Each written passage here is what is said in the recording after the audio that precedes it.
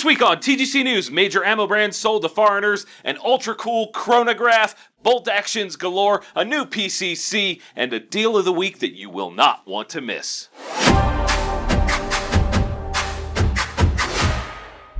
Welcome back to another episode of the Gun Collector News, the only gun news show that covers things that you actually care about. My name is John Patton. Hello. We are still in Colorado this week, and once again, one of my closest friends on the planet, Sean from Dangerous Freedom, is back to tag team the news once again. Make sure you subscribe to his channel and tell him how much you don't like him over there. Let's kick this week off with some gun industry news. We have a bunch of it to cover, so I'm going to try to blast through it. VISTA Outdoor has sold off pretty much all of its ammo-related brands to a company called Czechoslovak Group. Some of you may remember that same company buying up a majority stake in Fiocchi a while back. They now own CCI, Federal, Heavy Shot, Remington, and Speer Ammunition. These are some of the oldest and most prolific ammo companies in the United States, and they are now owned by a foreign entity for the tune of $1.9 billion. We can only hope they don't f*** it up and run the brands directly into the ground and somehow screw over a bunch of American gun owners while that happens.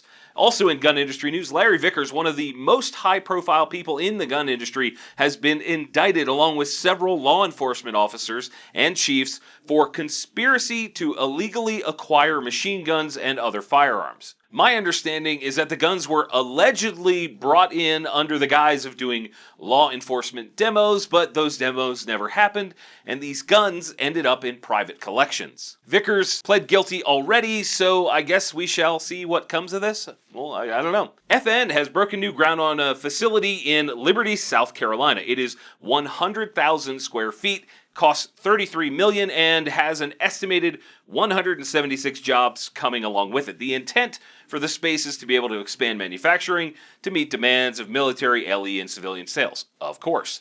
And in other industry news, PTR Industries, makers of roller lock guns, has entered what they are calling an exclusive strategic partnership with Archon Firearms. PTR will now be the manufacturer and distributor for these guns in North America. For those that don't remember, Archon makes a super low bore axis 9mm that sort of disappeared a few years back, and it will be nice to see them entering the market once again. You know what else is nice to see on the market? Affordable optics from our sponsor, Gideon Optics.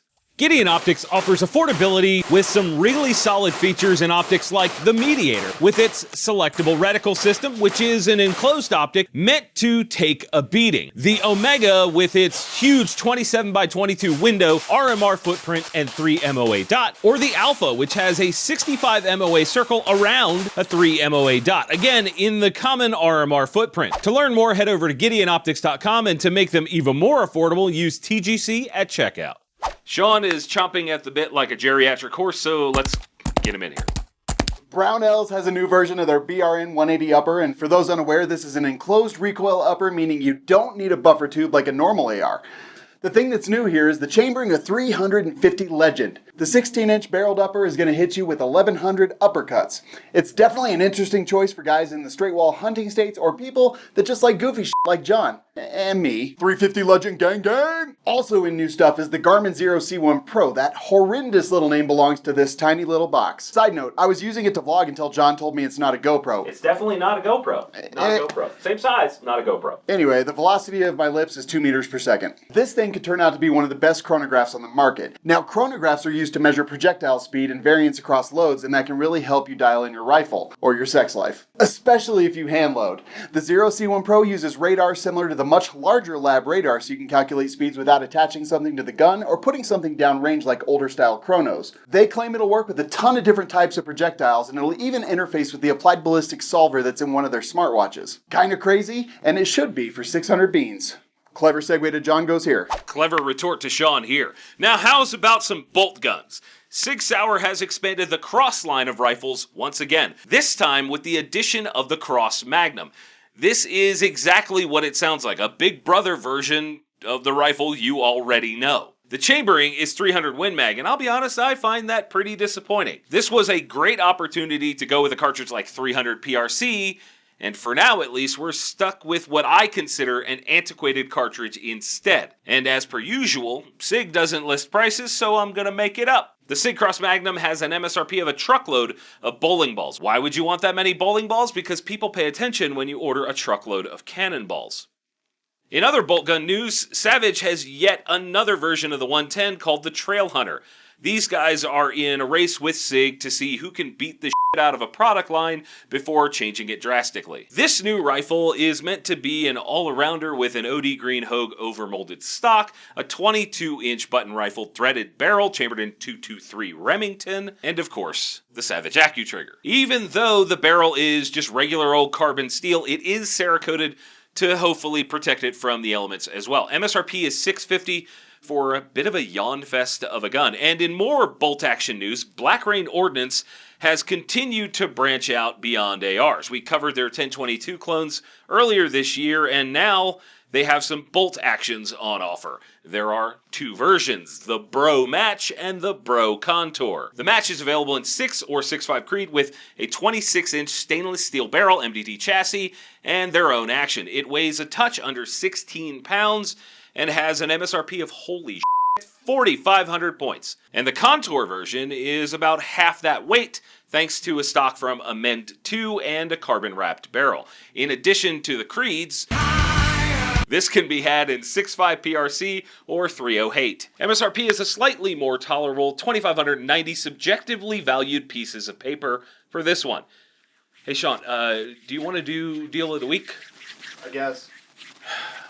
All right. Wheeler must love you guys or something, because the 89-piece and the 72-piece screwdriver sets are both on sale for 50% off if you use the code SDriver50. And if you use the TGC link, you get 20% off of anything else you buy. The code is SDriver50 to get that deal. I need to go buy one of these when we're done. Hey, John, can you remind me? Absolutely not.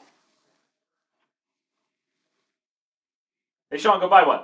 Okay. And moving on to another gun, this time from Smith & Wesson, and it's called The Response, which is a great name. The response to a question no one asked. This is their take on a 9mm PCC, and it's kind of interesting. First, it has a proprietary polymer upper and lower, which means no swapping this thing with other guns out there. Oh, neat. The polymer is intended to keep the weight down, and by comparison, the SIG MPX is about a half a pound heavier, and the Ruger PCC is about a pound heavier. And the real bragging point is the swappable mag wells. It comes equipped with one that accepts two 23-round M&P pistol mags that it ships with, and of course, Glock mags. The pistol grip is their standard M&P shape, and it also comes with a flat-face trigger, which is a nice touch. The MSRP here is 800 bones, and I'll tell you what, that's not super offensive. The SIG is regularly seen for about 2 Gs, and the Ruger is about 80 points higher than the Smith. I want to know what you guys think of this thing. Did the market really want for another Me Too PCC? Did the foldable FPC crap the bed and they just had extra parts laying around? Or is this a desperate attempt at soaking up money? Let me know in the comments. And while you're typing that, I'm going to hit you with this week's friendly fire. My question for you guys, would you ever get a gun company logo tattooed on your body? And if so, which one? I have High Point tattooed on my butt cheek, and you have to pay to see it. My OnlyFans link is in the description. It will not be there. No. That's gross and weird. No. $5 a month. Nope.